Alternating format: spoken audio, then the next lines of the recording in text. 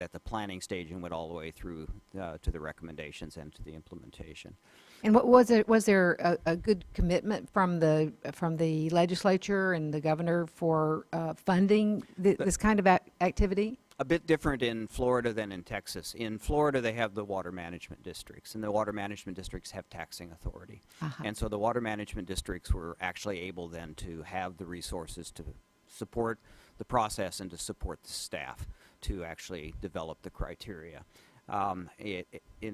In Texas, I believe that was funded more at the state legislature level, but I don't know for sure in the details. I could check that out for you. But I know in Florida that it was really centered in the water management districts. Yeah, and the water management district process in Florida is very different from the separate independent water districts that we're familiar with here, of course. So they're much more comprehensive quasi-governmental bodies or governmental bodies that manage resources and water supply, water quality, much more comprehensively over a larger area. There aren't anywhere near as many of them as here.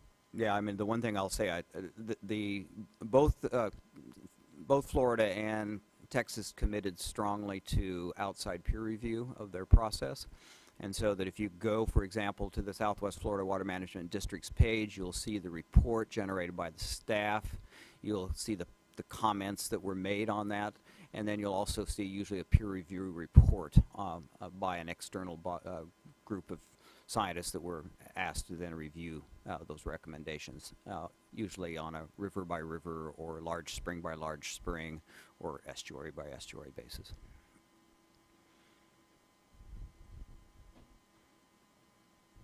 Well, thank you for those questions. I had similar ones, so just want to ask a few more questions about stakeholder process. So my question more has to do with the process that we're undergoing right now, and I do appreciate maybe if we could get to the slide where it's got the listing as, you know, one of the 7 things that the programs should incorporate, including stakeholder. Yeah. This one? Yeah. So it seems to me that there are 2 levels of stakeholder engagement here. First of all, this report and this workshop and anything else that we're doing to get the word out. And the concern that I have is just that I haven't heard a lot from people about this. And so I'm taking that to mean that maybe it hasn't been widely distributed. So just wondering through the process up till now, what has been done to contact not just water districts, but affected communities in these tributaries that could be affected eventually by a methodology that's being used. And then a separate process would be once it actually gets implemented. And so I'm glad to see that stakeholder process included in the methodology. I'm going to have to turn that over to staff because I don't know the answer to them. So in terms of outreach done to date, we are in the preliminary stages of starting out this effort. The strategy document will really outline what this process looks like. We have had some early outreach to folks. We've gone up to the mountain counties folks and given presentation related to phase 4 with those folks. And in working with various, I guess, players in the watershed related to the public trust side of things. So I know I work with a lot of the different water agencies as part of the Federal Energy Regulatory Commission process, and we've been having large discussions about the interaction and many of those processes between how phase 4 will interrelate with the relicensing that is going on in a lot of these watersheds. So many of the large watersheds that are going on right now, the Yuba watershed, the American relicensings there, a lot of those we've been having these conversations, and you'll see some of the representatives from those watersheds here today because of the interrelation between flows. And basically phase 4 is looking at how do we get flows into these watersheds in very similar way that the water quality certifications through the FERC relicensing process provide flows to these watersheds. Good. So, and what about areas where you're not already engaged with them? So just looking at the list of the priority tributaries. Right, so the priority tributaries, that list encompasses everything that's been identified in the that's the Sac River watershed as a whole right now. Mhm. The specific priority tributaries that we plan to work on between now and June of 2018, those haven't been specifically targeted or designated at this point. When the strategy document comes out, those specific tributaries would be identified. And there'll be targeted outreach in each of those watersheds as part of our normal process, but also as part of the CEQA process that needs to occur with respect to disclosure and that type of thing. But if we have, if we're going to look at 5, I mean, I suspect that everybody should be looking at this document now, because once it gets, and that was the other question, I can't tell if we're adopting it or if it's just going to be included as part of the strategy. The recommendation, the flow methodology recommendation. Mhm. So the flow methodology would be incorporated into the strategy, and it is envisioned that the draft strategy will go out for public comment in fall, and then we'll get public comments, and then we would bring the strategy to the board for adoption. So there will be an opportunity for everybody to weigh in at the draft stage of things, as well as when it comes before the board on, what tributaries are we targeting? Is this the right process? And those elements of the broader Phase 4 effort. Okay, so that's all good. The only thing that I'd like to see is all of these areas being contacted, because I expressed this in the staff briefing, just looking at the notice for today. If I were in one of these areas, unless I've already been engaged with the board through FERC or something, I don't know that I'd see the notice and connect the dots that this could affect my community at some point on down the line. So anything that you can do, and I can probably work with you offline as well, to come up with some ideas about how to get the word out. That would be great. Thanks. And along those lines, I see in the audience we have Aqua's represented, a lot of other folks are represented who can help get the word out. But prior to your coming into this position and taking over this responsibility, we did have as I recall, it was a workshop on the list, on the initial list, that we did with Fish and Game, as I remember, because that's what they were called back then, and. So there has been outreach. It's just that there is time in between these activities, and new people come in, new board members, new staff, new stakeholders, and so it's that is a continuing challenge when we're engaged in a long-term, multi-year, multi-changing environment. And so that's something just to think about, not just in terms of this process, but others. It's hard for people coming in new because they usually start where they are, not going back to the history. Thanks. And as we know, since Erin's been here, we have also had a lot more outreach, and we have a lot of partners in that watershed in particular that we're working with. But again, more is better than less. So any suggestions and help appreciated. Building on board member Diadamo's line of questioning, I thought the overview, Erin, was really good for the framework that we operate in and the history, legislative and regulatory.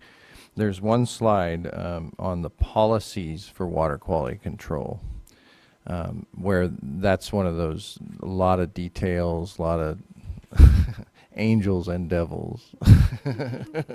But I'm interested in it, and given my experience in doing basin planning, statewide plan versus policy decisions. I was just going to, I think you've only scratched the surface here, but this is sort of what Board Member Diadamo's touching on. I think, how do these policies translate into permit conditions? How does it affect the water quality certification, the relicensing process, or what have you? How would this translate into specific WDR conditions that are implemented by the regional board? And so I'm not asking you to answer those questions today, but recognizing as we do the outreach, the more specific we are in translating policies to permit conditions or waiver conditions in all our different programs at the regional and state board, the better our communication and more people will understand how this affects day-to-day operations on the watershed level. And just an initial thought that staff has relative to implementation associated with the policies is a little bit different take for phase 4 than what's being done in phases 1 and 2. So as part of phases 1 and 2, they have phase 3 that's going to do implementation. It's envisioned that as part of phase 4, implementation would be encompassed in the policy itself. So when we move forward with phase 4, we'll be developing the flow objective at the same time that we have a specific implementation plan in place identified in that policy that would outline how we thought that it might be implemented, and giving potentially the a time frame whereby stakeholders within that watershed could come to a different outcome as to how they would implement that. And if they weren't able to do so within that time frame, then we would move forward with the implementation plan that was outlined in that policy. So it sort of moves the framework forward together in one chunk, and people can see what we're proposing, how it would be implemented, or give us an alternate method of how they might implement that themselves. So that's just a thought at this point. We'll be putting those thoughts forward in the strategy document, which would go out for public comment. That sounds great. Any other questions? Any questions? Okay. Thank you. My suggestion is that we take our break now before we move to there are two groups that wanted to give presentations. There'll be two 15-minute presentations from the San Joaquin Tributaries Authority and then the Sacramento Water Forum, and then we will move to public comment. So I suggest that we come back at 10:25. We can start at 10:25. Be great. 10:30 is probably 10:30 is fine, but I prefer to start at 10:25. So.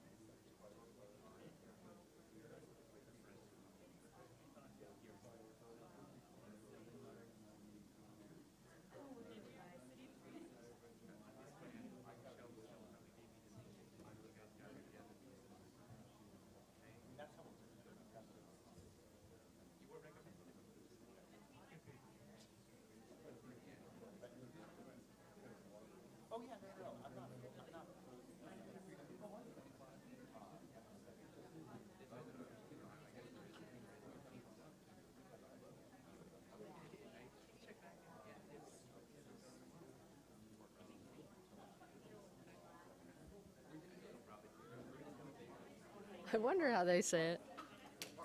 Yeah.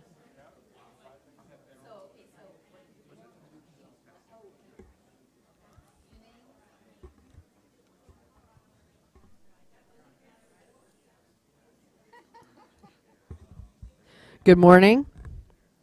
We're back. It's now 10:30. And I just wanted to open with clarifying a point that may not be clear completely to listeners, and that is that, and you can refer to this in Aaron's PowerPoint, which will be posted tonight.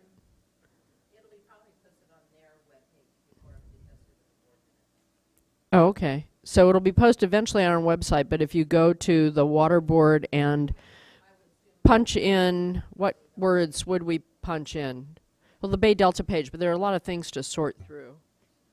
If someone wanted to get to your PowerPoint, Aaron, on your web page, what would they punch in? So the easiest way is if you go to the water board's main web page and you click on Bay Delta, you'll get to the Water Masters page or the Bay Delta page. If you go to the Bay Delta page, Phase 4 is directly right there. And if you click Great, on going to Phase 4, Phase of course. 4, you'll get there. That's terrific. And in it, from a procedural standpoint, just to explain to folks, there's a distinction between flow or water quality criteria and then flow objectives. The objective setting process, what people normally think of as the planning process, is the place where we do all the balancing and talk about impacts. The piece that we're doing now on criteria is a science-based process. So we encourage everybody to be involved in both of those, but also to make the distinction that for today our focus is on that flow criteria and scientific assessment of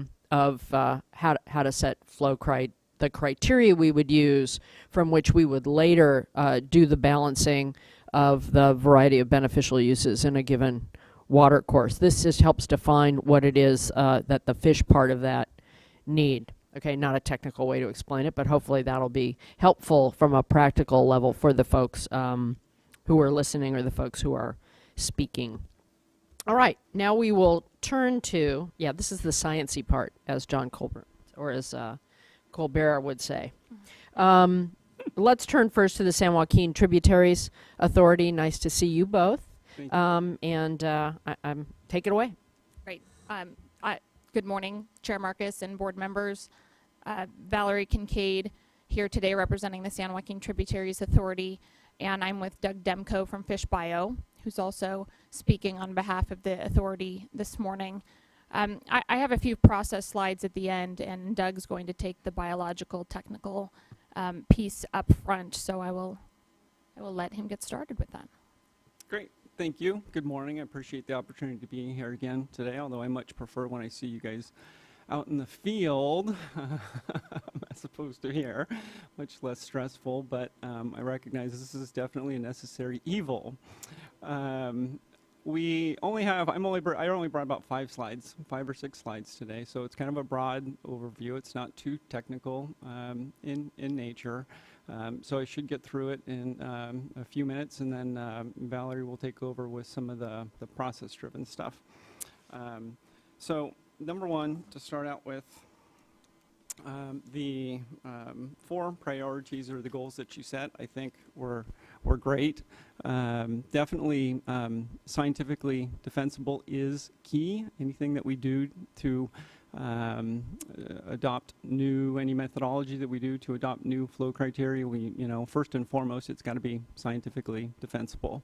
I think it's a great goal to develop or to have a system that is applicable at the watershed scale, meaning if we do it on one stream, it will apply to another stream as well. I think this is how you get to being cost-effective and timely, which is obviously a challenge, an ongoing challenge we have in the basin, especially with science and scientists who tend not to be very timely, and we spend a lot of money on research. So the first thing that I want to note is the cost that we spend on salmon. And people are always surprised when I tell them, number one, what I do, the cost that we spend on research and monitoring. And in 2009, NIMS estimated that it would take about $200 million a year for the next 50 years to recover salmon populations. And I didn't go back and look at this, but it's when they say recover, I'm assuming they're talking mostly about spring run, winter run, and steelhead, because the graph below, and it's the only graph I'm gonna show today, is fall run Chinook escapement in the Sacramento Basin since 1952. And this is also what surprises people when I talk to them. When I tell them 2013 was a pretty good year. I think a lot of people think we're in this dire situation with our salmon populations, and some of our populations on some of the tributaries are challenged. But in 2013, we had more salmon, more fall run Chinook salmon come back to the Sacramento River than any year between 1960 and 1999, that 40-year period. So 2013, you know, we had this dip or this crash in 2007, 8, and 9, but we're certainly recovering. And you can tell by looking at that graph, it's relatively stable. It's relatively, you know, the trend is, you know, you could describe it as kind of flatlined maybe, which could imply different things. But the key here is the reason that graph looks the way it does is because that's how we manage our fish populations in the Central Valley, at least for fall run Chinook.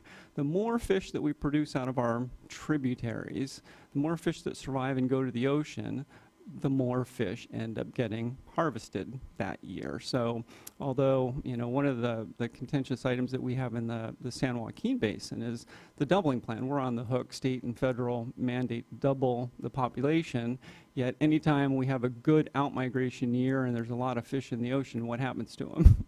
They get harvested. So as a result, this graph stays flatlined rather than ever going up substantially. So $200 million that we spend on recovery is interesting, because when you look at the economics of fish and water and hydropower in California, we spend $200 million, or it's estimated that recovery is going to take $200 million a year, yet according to a 2009 report that was funded by I believe it was funded by Fish and Game with Southwick and Associates, the economic value of Chinook salmon is somewhere between $255 million to $2 billion. So an economist could argue that, you know, our return on investment is not that great for salmon. Obviously, those numbers are dwarfed by hydropower and water. The value of what we get from hydropower and water in the form of urban and agriculture, and the cost there, the economic value from hydropower and water, is really what leads us to our FERC studies, which are largely dominated at this point by IFIM. And we spend so much. Some of these studies, some of these relicensing projects get into the tens of billions of dollars. And I've heard as high as $70 million for one relicensing project. And I never confirm that, so I don't know if that's true. But certainly the studies get extensive. They're stakeholder driven. There's a lot of parties involved. There's a lot of issues. We look at a lot of different species, not just fish. We're looking at, you know, birds and amphibians and reptiles and everything like that. So we spend a lot on those studies. And I'm not saying it's, you know, I think that also is a necessary evil as well. And when I look at I had a chance to review the Aloha. It seems like one of the primary tenets of the Aloha methodology that's been proposed, or the hybrid that's been proposed, is that it would, if you use this technique on one stream, it will apply to another stream, either another stream within the basin or perhaps streams outside of the basin. And that would be fantastic, because that's how we get cost savings, right? And you save time if you only have to do one study and it applies to other streams, and you save money as well. The challenge with that, and we identified about 20 Aloha studies, which could sound like a lot, but when you consider the number of IFIM and other types of PHAB-SIM and RAB-SIMs and HEC-RAS and all those kinds of things that we've done for relicensing all over the West Coast of the United States, 20 studies really isn't that much. And just looking at 3 key ones in the last couple of years, Davies in 2013 and Arlington in 2012, McManamy, they did cause me some concern that I think moving forward in this process that should be addressed by the panel or others as we have more information. Number one, the first one was that tributaries with dams could not be compared due to different hydrologic regimes. In other words, the dams had so altered, the system, they're so challenged to management that you can't do a study on one stream with a dam and apply it to a second one. And the next one, the approach may not be applicable to all tributaries in the watershed even without dam. So, and the last one, flow ecology relationships are variable, many times weak. So it seems like that number one tenet of being able to apply a study from one stream to another stream may in fact, I won't say it won't hold up, but it's questionable based on the studies that we reviewed, and I think that it's certainly deserving of more attention in the future and more time as you move forward with this process, especially if you're going to select this Aloha or this hybrid approach. Further than with the concerns with the overall scientific defensibleness of it, this is key. This is what is most important to us.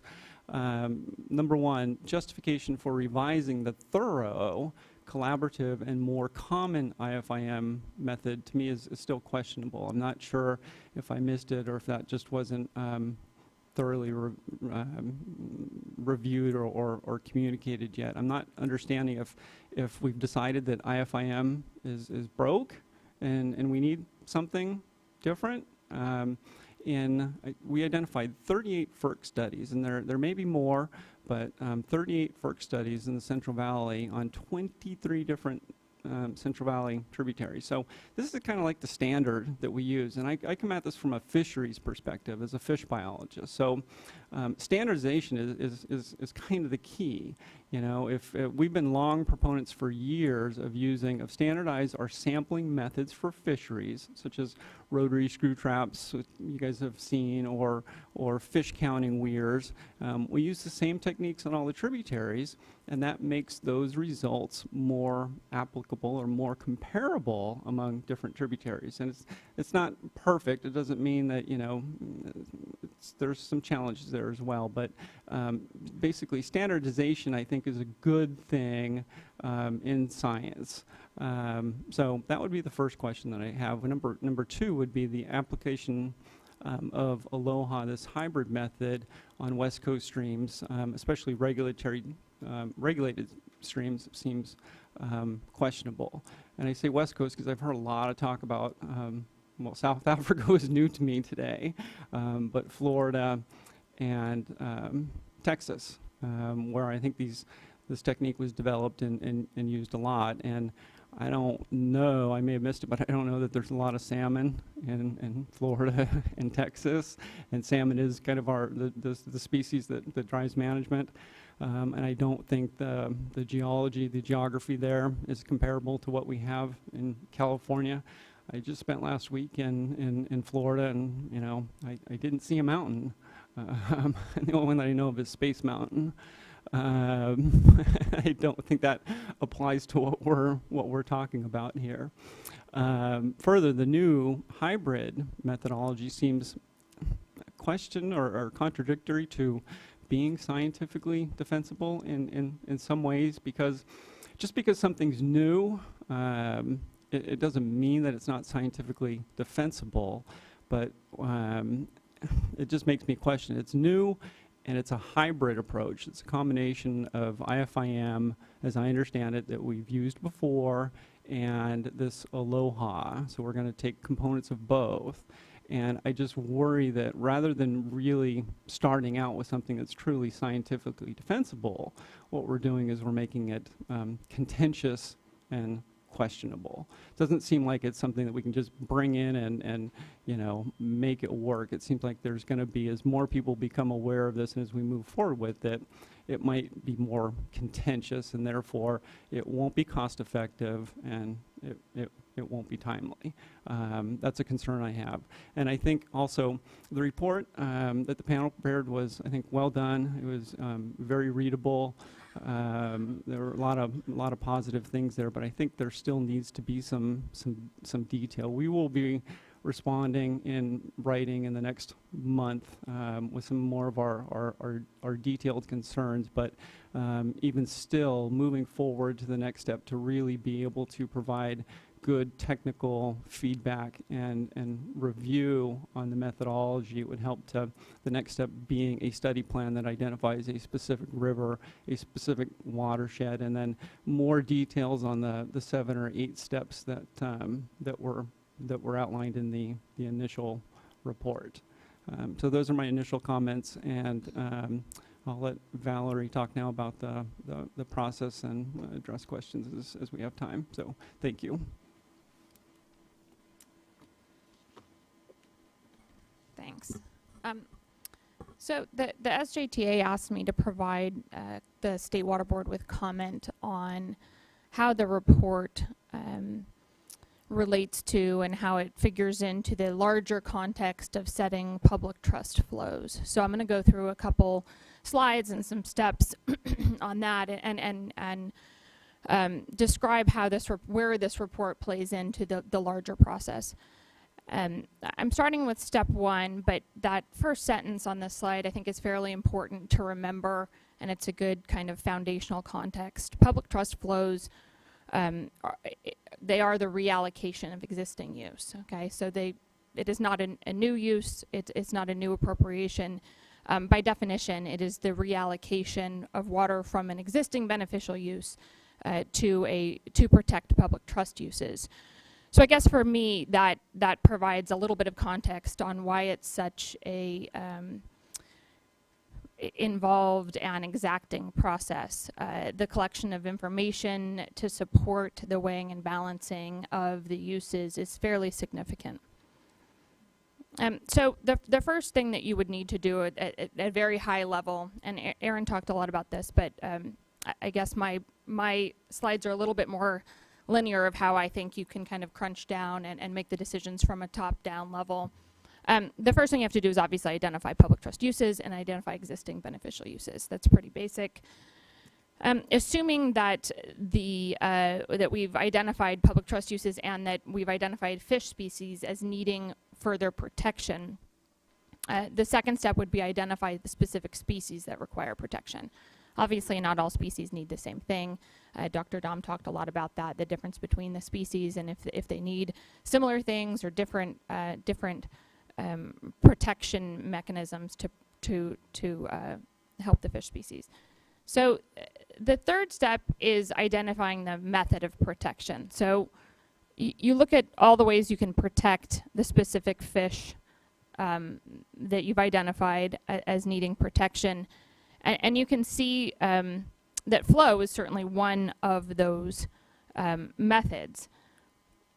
So the next slide is not a very good slide because it's pretty small writing, but for me this is a visual. This is kind of a "you are here" slide. And as you can see, we're in the yellow highlighted box.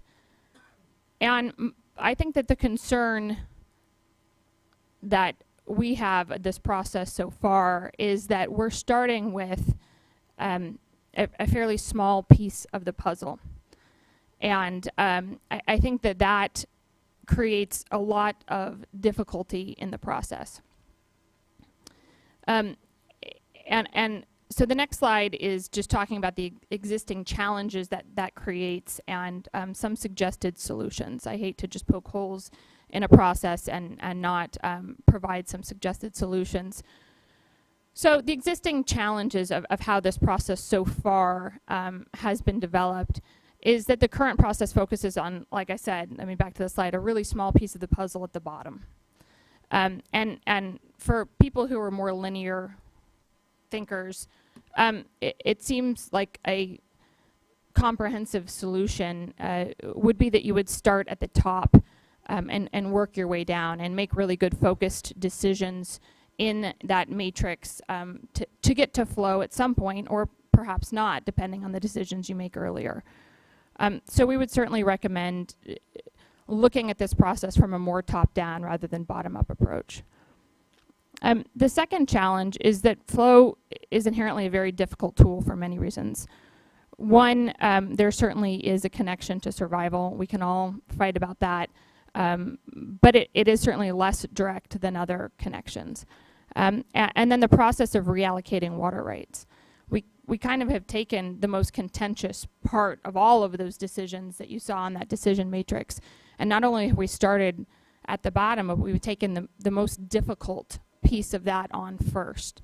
And from a solution-oriented approach, it seems like you might want to avoid starting with the most contentious piece. You would want to have some maybe stakeholder successes first before jumping right to the flow piece, where everyone kind of is ready to get their guns out.